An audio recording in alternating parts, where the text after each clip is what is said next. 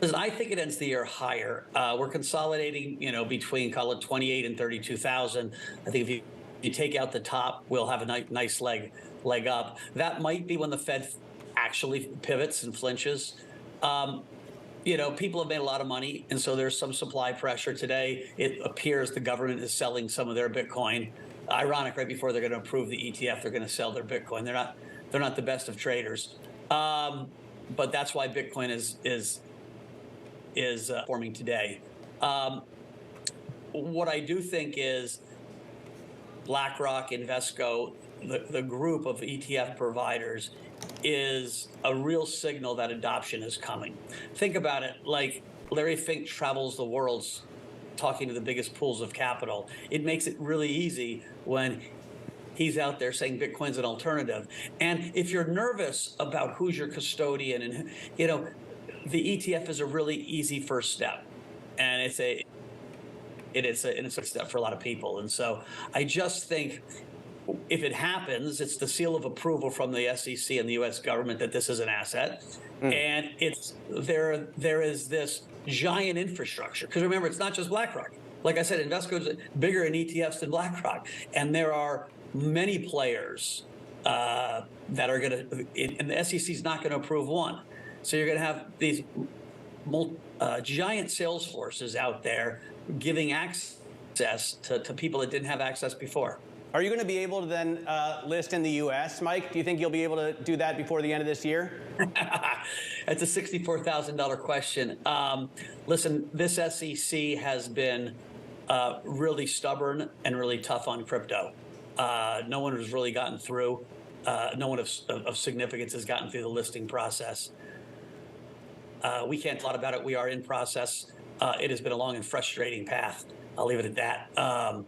And so, yeah, I think we're probably going to need a change of either a change of heart at the SEC or a change of administration to see real progress in crypto regulation here in the U.S. Bitcoin has surprised a lot of people with its resilience this year. What do you think is driving that? And are you a fan of all these ETFs they're trying to launch? Yeah, of course I am. Uncle Larry, pump my bags. In all seriousness, Kelly, things like time, things like precious metals, things like collectibles, they're scarce because of their unforgeable costliness. They're valuable because they're scarce and because of their unforgeable costliness. So Bitcoin is an asset that is in the class of things like a gold, things like antique art, and something as valuable as time because it's definitively scarce. So I think it's going to rally no matter what environment it's in because it's scarcer than all other assets on the planet. And it doesn't surprise me that someone like BlackRock wants to get involved and sees the same thing we've all seen. But it hasn't rallied in every environment, though. I mean, every year, maybe even every quarter, seems to bring a different set of explanations for what causes Bitcoin to move. Is there any kind of unified explanation, or is it just sort of like you either believe or you don't? You know what? When the money is, Bitcoin really simplifies the concept of money. It's really just about supply and demand. And I would argue that it has rallied across every environment because it's the highest performing asset ever since it's been in existence in over a decade now. If you just take a step back and look at its performance, all it's done is just gone up and to the right. Now, if you condense it in certain time, 65,000, and now it's down at 30. I mean, that's hard to swallow if you bought it at 60, 65, believing the people who said it was going to go to $1 million. Yeah, well, ask Silicon Valley Bank how hard it was to swallow high interest rates. I mean, if you live in an era of monetary policy that since 1971 is the Federal Reserve Central Bank in coordination sometimes with our government, just creates money out of thin air and then shrinks liquidity out of thin air, we have boom and bust in the economy. Banks go under. We have hyperinflation in emerging markets and record inflation in the U.S. What do you want Bitcoin to do about that? That's not Bitcoin's problem. All Bitcoin has done, if you average Bitcoin out, if you take a zoom out and you're looking to hold and save and accrue wealth, traditionally that's been done in things like real estate. Recently, it's been done in things like Apple stock because the dollar has been so poorly performant. It's done a tremendous job. It cannot solve the problems that central banking has created in the just volatile, what we all have to go through in interest rate rises, zero interest rate environments. There's nothing Bitcoin could do about that. But what it can do is consistently persist and appreciate against the US dollar, which it's done a phenomenal job at. I mean, Bitcoin at $30,000 right now is a tremendous achievement for this asset class. And we're on the cusp of BlackRock and an ETF. This is a huge deal. I don't know anyone that holds Bitcoin that has an issue with that. Welcome to the Crypto Teacher. And you know I come back with that video just to make you think. Don't forget to like and subscribe to the channel. And we have Mike Novogratz stating that Bitcoin should be higher going towards the end of the year. But guys, we know that's when the drums get to beating, and that's when the Fed and these central banks are going to start pulling the rug, so therefore they can start introducing the fourth industrial revolution. And Mike Novogratz asked about Bitcoin ETFs. Guys, we know Canada, right next door to us, already has 3 spot Bitcoin ETFs. And we see Fidelity as one of the owners. And this was almost 2 years ago. So it has definitely been tried and tested. And we have Jack Mahler from Strike on Bitcoin. And he talks about the Fed. And guys, we know the Fed has their hands all over Bitcoin. And Bitcoin was introduced at the perfect time. Right as we having a financial crisis, this was a way for the NWO to bring in the beast system and play the Hegelian dialectic. But it's very important, guys, you understand the technology, so therefore you don't fall for the devil's tricks, because we have the main event coming up soon. And we know Gary Gensler is about to open up the floodgates going towards the end of this year and the beginning of next year, because we know the emerging markets are going to flip the switch on this digital transformation first. And then the United States and Europe is going to follow in 2025. And remember, the Crypto Teacher told you, because he knows when it comes to the New World Order, it's all planned out. You have a wonderful day. But there also do still think, Jack, needs to be clarification on the regulatory front. I mean, you've seen all the memes. It's been like, on the one hand, we're cracking down on every kind of crypto platform, and on the other hand, we're going to let these, Bitcoin spot ETFs launch. It's a little bit confusing. Yeah, I think we're all confused. I've been on the show, Kelly, and I've called altcoins an arbitrage on the trend. These things, in my opinion, are arbitraging the opportunity of regulatory uncertainty and information on just knowledge. People don't really understand Bitcoin. People don't understand this asset class. And so there was an arbitrage opportunity over the last decade to create the faster Bitcoin, right, or the smart contract Bitcoin, or the pink Bitcoin. And because there wasn't proper regulation, you can get away with issuing a lot yourself, manipulating the market, wash trading it, like SBF, and scamming people. And now I think you're seeing proper regulation where Bitcoin is clearly, it has an immaculate conception. It's clearly a commodity. It's clearly a digital version of gold. And then regulators are trying to understand, like, how do we regulate what is, in my opinion, just violent levels of crime and fraud? And so I don't think it has anything to do with Bitcoin. And it, if anything, it just is a net add, where if you're just a technology trend trader, and if you're following how humans have been able to harness electricity and energy to innovate through technology and add net products to humanity, this is another one. We took energy and we built airplanes. We took energy and we built television, radio, the internet, the light bulb, and now we did it with money. And so I think the trend is wash out all the crap. All those things are garbage. And then Bitcoin will have the clarity and be recognized as the real computer science and technological innovation that it actually is. Do you think that his, I don't know what you'd call it, resistance to maybe legitimizing cryptocurrency or Bitcoin or whatever, is that part of what the problem is with Congress? Can he point the finger at Congress, or is he part of the problem that's preventing Congress from doing anything? Well, for a while, he was concerned about some of the definitions that we used in the bill, but we have adopted some of the SEC's recommendations, so it's more clear about what is a security, what is a commodity, about how to deal with ancillary assets, those that don't fit neatly within one of those categories.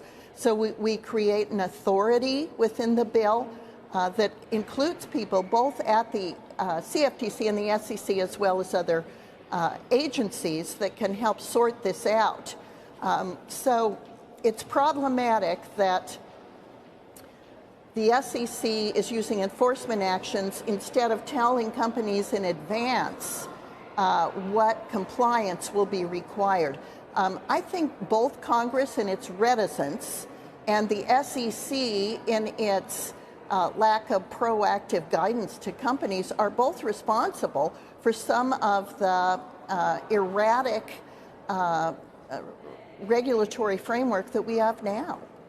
Yeah, we had the Coinbase CEO on who said, and there were risk factors in it when the SEC did sign off on the IPO. I mean, all the risks were outlined, but it still almost looked like the goalposts were moved or the rug was pulled out from underneath that company. And that's not a good, that doesn't help instill confidence in the agency or in the whole sector. So I don't know how to do this. Can we talk about TikTok? I mean, so you and Jill. And also, I do believe the role of crypto is it's digitizing gold. Bitcoin is an international asset. But every stock, every bond, every currency, every commodity, every piece of art, every private business, every piece of real estate will eventually be a token on a blockchain, an entry on a ledger, permanent and immutable. We will have truth instead of trust. And we will save over $7 trillion a year. 6 to 8% of global GDP is wasted by the friction of the trust industry that's necessary when you have dual entry accounting. With triple entry accounting, which is what a blockchain is, we get rid of all of that friction. It's a beautiful future. Like what you see in China and their social credit scoring systems, right? If we get identity wrong, it could be a tool to enslave humanity. And if we get it right, it could be a tool to liberate humanity. And as an American, I'm obviously rooting for the one that's on the side of freedom. I actually believe this technology is going to be very important. Look at it. We have been part of the huge revolution in investing through ETFs. We believe that ETFs will be changing the whole way we invest. Many people still use it as a means, people are investing it for indexing. No, the majority of people who are putting money in in ETFs are active investors that are buying exposure. The entire bond market is being transformed as we talk right now. I believe the next generation for markets, the next generation for securities will be tokenization of securities. And if we can have that distributed ledger that we know every beneficial owner, every beneficial seller, we all have our code of who's buying, who's selling, instantaneous settlement. And think about it, it changes the whole ecosystem. Going to a different economy, and we're going to be learning more about that as we go. But clearly, we're learning that things can be done from remote locations. We're learning that technology can replace people even more than we thought. We're not going back to the same economy. We're recovering, but to a different economy, and it'll be one that is more leveraged to technology. And I worry that is going to make it even more difficult than it was for many workers. In Silicon Valley, and my friends who work in technology know that what we did to the manufacturing workers, we are now going to do to the retail workers, the call center workers, the fast food workers, the truck drivers, and then even bookkeepers, accountants, insurance agents, lawyers, and on through the economy. So what happened to the manufacturing workers is a very clear sign. And so we'll import Chinese-based CBDC technology. So it's going to be CBDC in a box provided to you by the People's Bank of China. Cryptoteacher and the New World Order book, plus the 3 Kids books. It's time to re-educate. Also, new to cryptos, Coinbase, Bitrue, Binance. Do not forget book links and crypto links are in the description. The stock channel, guys. Don't forget to go like, subscribe, spread everywhere. You have your Kobo, your chip stocks, your banking, your gaming. While everybody's sitting at home, get on stocks, the Seaver, the biotech stocks. And while everybody's at home wishing they were still getting that free money, what are they doing? Drinking and smoking weed. Don't forget about those stocks, and you have a wonderful day. The most powerful person in the world is the storyteller. The storyteller sets the vision, values, and agenda of an entire generation to come. Steve Jobs. And guys, you know I truly believe in this. When you look at the New World Order, they're the storytellers. And that's the reason why I wrote my New World Order book. But guys, now it's time to change the current generation. And I wrote 3 kids' books. You know, I love the Trinity because I understand the power that's in it. So I have 3 books. We have an opportunity to change the generation, to educate, not just me, but I want to show you that I take action on a daily basis. And I want you to take action on a daily basis. Whether it's your job, whether it's in your community, we have an opportunity right now to educate the masses. I posted this on my Twitter account. Please share, but this is a short clip of the 3 books. There's going to be a clothing line and action figures. Please get these books for your kids, nephews, cousins, friends, so therefore we can start the re-education now.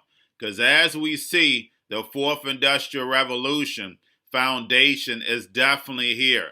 Robots, algorithms, drones, taking humanity out the picture. We have to re-educate. But let's get into the video. Part 1. King Joshua and Grandma Tam save the village. Part 2. King Joshua and Grandma Tam save New York from COVID-33. Part 3. King Joshua and Grandma Tam goes to China. It's mandatory to get part 1, part 2, and part 3 of this series. It's time to re-educate Generation Z.